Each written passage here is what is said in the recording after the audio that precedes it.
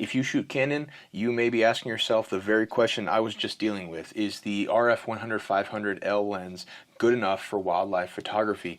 And as I have been able to learn on a recent camping trip this past weekend to a state park here in Texas, that when paired with the R5 and its massive 45 megapixel sensor, that 500 millimeters is actually enough to get shots that maybe you didn't think that you could get.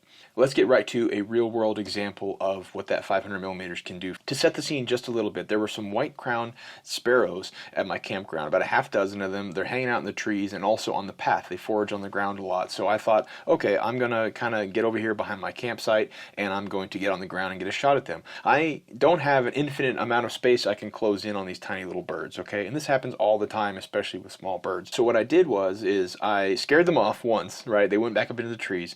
I laid down, I inched forward just a little bit, and I got as close as I possibly could with this 500 millimeter lens. So what you're seeing now is the final image as cropped and edited. I want to point out a few things here. The image quality of this lens is absolutely superb. I'm shooting at my maximum focal length here, completely zoomed in, and I want to point out that that little sparrow is absolutely tack sharp. You can see tons of detail. I had the autofocus locked right in on his eye. You can see a ton of feather detail, and this environmental shot is something I'm incredibly happy with.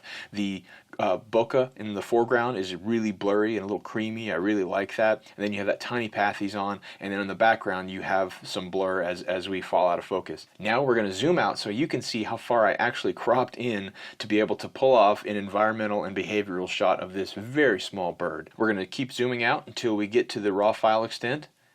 And as you can see, I cropped in quite a bit here, and you're going to be thinking that's not all that much, and that's because we're not done yet. Let's keep zooming out.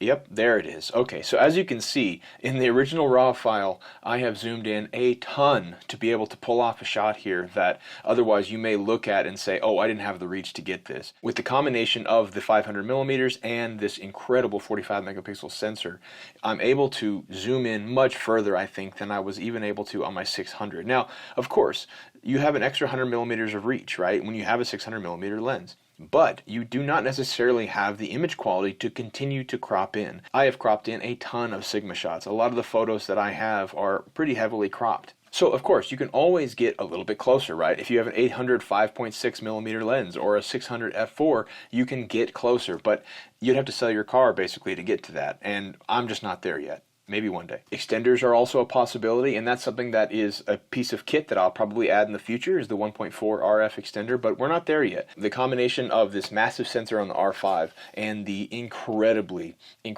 superb image quality on the 100-500 allows me to crop in and get shots of small birds that maybe I wouldn't have had a chance at getting. If you're thinking about making a change to the 100-500L lens and you're worried about reach, if you happen to have an R5, just understand that you're going to be able to get more reach out of that in cropping in post than you actually realize. It's very impressive, and I hope that the real world examples I've shown you today prove that.